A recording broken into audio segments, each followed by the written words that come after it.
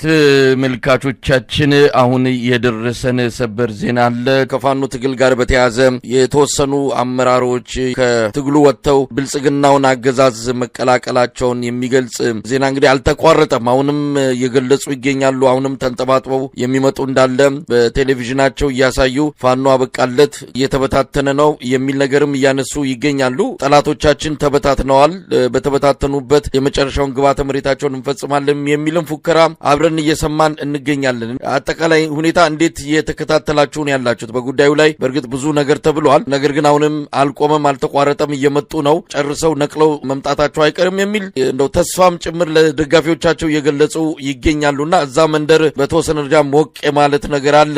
ፋኖ አበቃለት በሚል የሚያስጎመጅ ዜና ለደጋፊዎቻቸው እየገለጹ ይገኛሉና ይህንን እንዴት ታዩታላችሁ? ይሄ እንግዲህ ትግሉ የቆመበትን ምሰሶ ካለመረዳት የሚመጣ የፕሮፓጋንዳ ነው። ወይም ቢረዱትም አውቀውት እንዳላወቀ ለማየት ለማለፍ የሚጠቀሙት ዘዴ እንጂ ትግሉ የቆመበት ፒላር ሌላ ነው፣ ፈጽሞ ሌላ ነው። በየዘመኑ አማራ የደረሰበት የስልጣኔ ውድመት፣ አማራ የደረሰበት የርስት መወረር፣ አማራ የደረሰበት የታሪክ ክህደት፣ ሁለንተናዊ የህልውና ቀውስ ውስጥ የገባባቸው ኤሌመንቶች ዘርዝረን የአብይ አህመድ መንግስት ከመጣ ጊዜ ጀምሮ በካውንተር ሪቮሉሽን አማራውን ማንቃትና በማደራጀት በመሰብሰብ አብይን በመገርሰስ ከአብይ ቀጥሎ አማራውንም ኢትዮጵያንም ህልው ለማድረግ ሰላም ለማድረግ የጀመርነው አብዮት ቀስ በቀስ እያደገ ነው ወደ ጠመንጃ ትግል የተሸጋገረውና እነዚህ አሁን በግለሰብ ደረጃ እጅ እየሰጡ ፕሮፓጋንዳ ለመስራት የሚሞክሩ ግለሰቦች መጀመሪያም ትግሉን ለመትከል በመናረገው እንቅስቃሴ ውስጥ ትግሉን አናስተክልም፣ መሬት ላይ አናስተክልም በማለት ከኛ ጋር ከፍተኛ የኃይል ፍልሚያ፣ የፖለቲካ ፍልሚያ፣ የድል ሽሚያ ውስጥ ሲሽቀዳደሙ የከረሙ ግለሰቦች እንደነበሩ እኛም እናውቀዋለን። መገለጫቸው የሚሆነው ከዚያ በኋላ በትግል ተከላ ሂደት ውስጥ እኛ አሸንፈናቸው ትግሉን መሬት ላይ በራሱ ህዝብ፣ በራሱ ሪሶርስ፣ በራሱ መልክዓ ምድር፣ በራሱ ሊደርሽፕ ከተከል ነው በኋላ እንግዲህ በትግሉ ውስጥ ተቀላቅለው ውሃና ዘይት ሆነው ለመቀጠል ፍላጎት ሲያሳዩ ነበረ። ከአደረጃጀታችንም መንጥረን እንዳወጣናቸውና በተለይ አብዛኞቹ እዚህ ጎጃም አካባቢ ስለነበሩና እኛም ጭምር መጀመሪያ እንንቀሳቀስበት የነበረው ቀጠና ላይ ስለነበሩ ከዚያ በኃይል መንጥረን ካባረርናቸው በኋላ ወደ ሌላ ቀጠና በመንቀሳቀስ አየር ላይ ተንሳፈው የነበሩ ግለሰቦችና ስርዓታዊ ተልእኮን አንግበው የነበሩ በመሆናቸው ትግሉን እኛ ስንተክል እነሱ ለመንቀል ጥረት ሲያደርጉ የከረሙ በመሆናቸው በዚህ መካከል የነበረ ፉክክር ነበርና ከዚያ በኋላ ትግሉ ከመትከል ወደ ግንባታ ሲሸጋገር መቀመጫ ስላጡና ሚሽናቸውን ስላጠናቀቁ ያው ብልጽግና በመታቋቋም ተቀብሏቸዋል። በዚያ መንገድ ግን እነሱ ማምለጫ የሆናቸው ዘንድ ወይም ራሳቸውን ታጋይ ያስመስለው ይገልጹ ዘንድ በውሸት ድርድር በሚባል መሸፈኛ ቋንቋ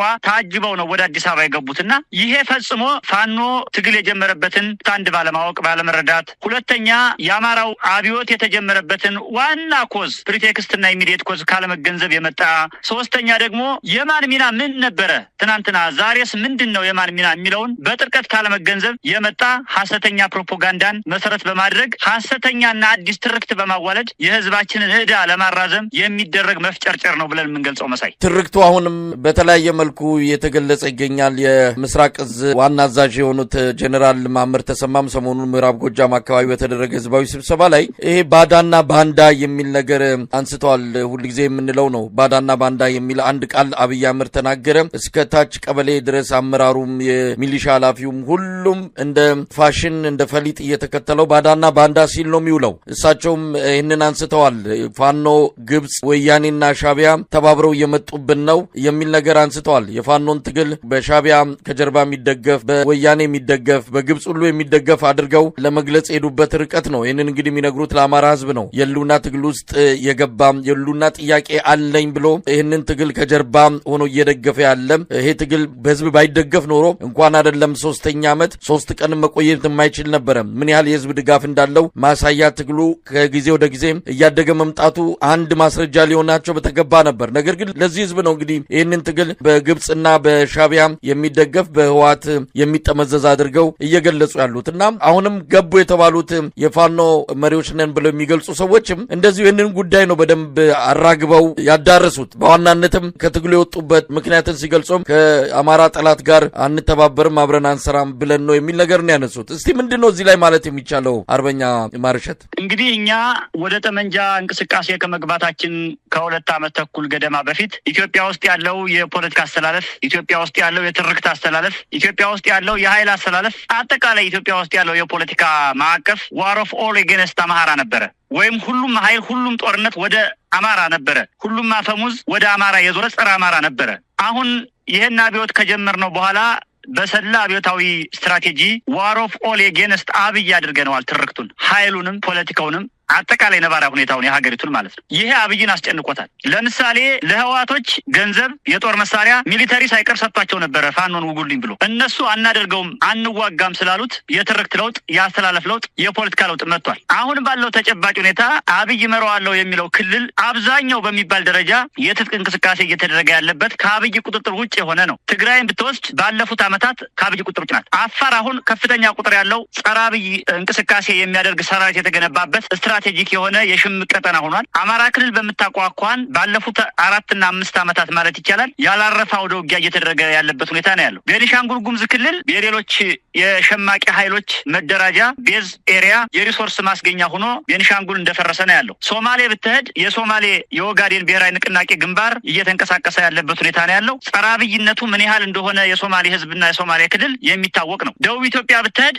በምታቋቋን ያለውን የጸረ አብይ የገሃድና የህቡ እንቅስቃሴ ትረዳዋለህ። ኦሮሚያ ብትሄድ አሁን ከኦላ ቀጥሎ ወይም በራሱ የተደራጀው ወይም የአብይ አህመድ ግፍ ያንገሸገሸው የህልውና አደጋ ውስጥ የገባው አማራ በየአካባቢው ተደራጅቶ ኦሮሚያ በሚባለው ክልል ውስጥ በርካታ ክፍለ ጦሮችንና ኮሮችን መስርቶ ከፍተኛ የሆነ ወታደራዊ እንቅስቃሴ እያደረገ ነው ያለው። ስለዚህ በአንድ በኩል አብይ አህመድ ክልል የሚባለውን መዋቅር አብዛኛውን 70 እና 80% በማይቆጣጠርበት አሁናዊ ሁኔታ፣ በሌላ በኩል አማራን መሀል አድርጌ በትርክት በኃይል በፖለቲካ በመገርሰስ በማሸነፍ አማራውን በማስከበብ መሀል አድርጌ ቀጥቅጬ ትጥቅ አልባ አድርጌ እንደፈለገ ዘውሯለሁ የሚለውን ዋር ኦፍ ኦል ኤጌንስት አማራ የሚለውን የአብይን ስትራቴጂ እኛ ቀልብሰን ዋር ኦፍ ኦል ኤጌንስት አብይ በማድረጋችን ኢትዮጵያ ውስጥና ምስራቅ አፍሪካ ውስጥ በዚህ ህልውናው እያከተመ እንደመጣ ስለገባው አንድ ግለሰብ አማካኝነት እንደገና መልሶ ደግሞ ፋኖን ለመወንጀል፣ ፋኖን አይደለም አማራን ለመወንጀል፣ አማራን ብቻ አይደለም አሁን ያለውን ፋኖ የፈጠረውን ወይም የፋኖ የጠመንጃ እንቅስቃሴ የፈጠረውን የህልውና ትግል ለመወንጀል የሄደበት ርቀት እጅግ በጣም አሳዛኝ ቢሆንም እኛ ግን ዝም ያረፈችብን ያህል ሳይሰማን አሁንም የኢትዮጵያን የፖለቲካ ኤንቫይሮንመንት፣ የኢትዮጵያን የኃይል አስተላለፍ፣ የኢትዮጵያን አጠቃላይ ነባራዊ የፖለቲካ ሁኔታ ወደ ዋር ኦፍ ኦል ኤጌንስት አብይ እንደቀየር ነው። አሁንም በእጃችን እንደተቆጣጠር ነው እየገሰገስን ነውና የአብይ አህመድ ሐሰተኛ ትርክትና ውንጀላ እኛን አይደለም ወደኋላ የሚመልሰን፣ እኛን አይደለም የሚያሸማቀቀን፣ ለደቂቃ ቢሆን የማያስቆመንና ያቀርነውን የምንሰራ ያለምነውን የምንፈጽም ህልማችን እየኖርን ያለን እውነተኛ የአማራ ህዝብ የህልውና አደጋ ቀልባሽ መሪዎች እንደሆንን በተግባር እያሳየን ያለንበት ሁኔታ ነው ያለው። እዚህ ላይ ትኩረት ሊሰጠው የሚገባ አሁንም ህዝባችን ደግሞ ደጋግሞ የአማራውም ህዝብ የኢትዮጵያም ህዝብ ሊያስብበት የሚገባው ቁልፍ ጉዳይ አንደኛ ይሄ ትግል የአማራ ህዝብ ትግል ብቻ አይደለም። ኢትዮጵያ ውስጥ ያለን ጨፍጫፊ መንግስት፣ አምባገነን አገዛዝ፣ መሀይማንን መገርሰስ መጣል የአማራው ብቻ ሳይሆን የመላ ኢትዮጵያዊ ነው። አብይ የበደለው፣ አብይ የገደለው፣ አብይ የመዘበረው አማራውን ብቻ አይደለም። ያልመዘበረው፣ ያልጨፈጨፈው፣ ያልገደለው ኢትዮጵያዊ የለም። አማራው በፊት አውራሪነት የትጥቅ ትግል ይጀምር እንጂ በአብይ ላይ ሌላውም ህዝብ በሂደት ቀስ እያለ ወደ ትግሉ እየመጣ በመሆኑ አሁንም ሊተባበር ይገባዋልና እና አብይ አህመድ የሚያመጧቸው ክሶች፣ ውንጀላዎች፣ ሽሙጦች፣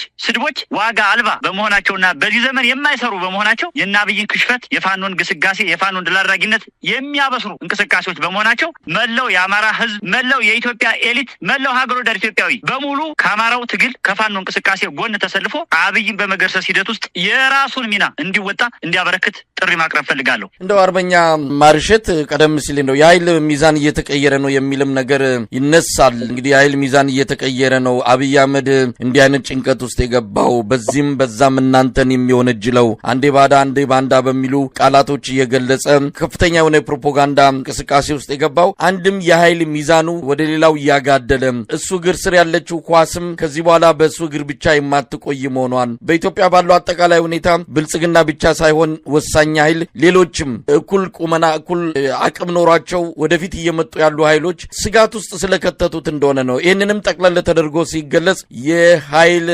ሚዛኑ ተቀይሯል ወደሚል ድምዳሜ ላይ የሚያደርስ ነው። ይህንን እንዴት ነው በዝርዝር መግለጽ የሚቻለው? ትክክለኛ ሐሳብ ነው መሳይ። አሁን ኢትዮጵያ ውስጥ ያለ 5 ጠመንጃ ያለው 5 ሚሊዮንም ህዝብ ያለው ኃይል ከአብይ አህመድ በተቃራኒና በተጻራሪ የቆመ እድሉን ቢያገኝ አብይ አህመድና መሰሎቹ ላይ አካላዊ እርምጃ ለመውሰድ ለማጥፋት የተዘጋጀ አለዚያ ደግሞ በመደራጀት ከሌሎች ህዝቦች ጋር በመናበብና በመተባበር ጸረ አብይ አህመድ ሪጂም እንቅስቃሴ እያደረገ ያለበት ሁኔታ ነው ያለው። ይሄ ዝም ብሎ የመጣ አይደለም። የኛ በባዶ እጃችን ጀምረን እስከ አፍንጫችን መታጠቃችን፣ የኛ የፋኖች ትንሹ ነን ጀምረን ሚሊዮን የመሆናችን፣ የሀገሪቱን ብሔራዊ ጦር እግረኛውን፣ መካናይዝዱን፣ ኮማንዶውን፣ አየር ኃይሉን ለዚህን ያህል ጊዜ መክተን መድረን አጥቅተን የራሱን ጠመንጃ ቀምተን ማርከን ሰርቫይቭ አድርገን እስከዚህ በመቆየታችን እኛ የሰላ ፖለቲካዊ ስትራቴጂ በመንደፍ ከሌሎች ህዝቦች ጋር አብሮነትና አንድነትን መስበክ እንዳለብንና ሰብከንም ጭምር ፍቅራችንን በተግባር አሳይተን የማረክናቸውን ለቀን ወደ ቤታቸው ሸኝተን ያስከዳናቸውን በክብር ወደ ቤታቸው ሸኝተን የፖለቲካ ትርክት የኃይል ትርክት በመገንባት ያመጣ ነው ፖለቲካ ስትራቴጂ በመሆኑ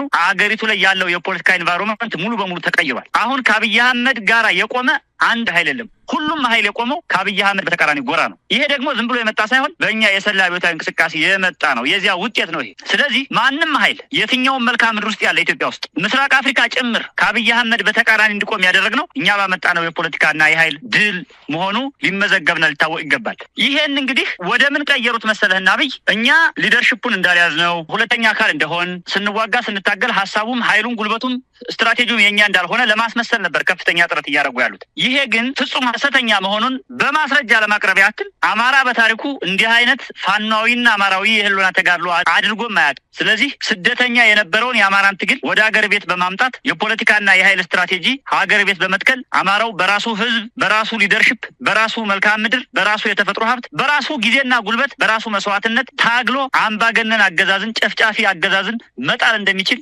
መሬት ላይ ትግሉን ስታብሊሽ አድርጎ ቀጥሎ ወደ ግንባታ ሲሸጋገር ሌሎች ኃይሎች ጋር ያለው ትብብር ያለው አዎንታዊ እይታ እየጨመረ በመምጣቱ የአብይ አህመድ ህልውና እያዘቀዘቀ በመምጣቱ ምክንያት የተፈጠረ ትርክት ነው መሳይ እና የኢትዮጵያ የፖለቲካ ኢንቫይሮንመንት አሁን ዋር ኦፍ ጌንስት አብይ እንዲሆን አድርገነዋል። እንግዲህ አርበኛ ማርሸት የመጨረሻ አድርጌ ማነሳው ሀሳብ እንደው ምን እንጠብቅ ነው? የአማራ ህዝብ ህልውና ትግል ብረት ተነስቶ የአብይ አህመድ አገዛዝ ሰራዊት ሁሉ እኮ ወደ ይፋዊ የሆነ ጦርነት ውስጥ ከተገባ 3ኛ ዓመቱን ተያይዛችሁታል። እስካሁን ባለው ሁኔታ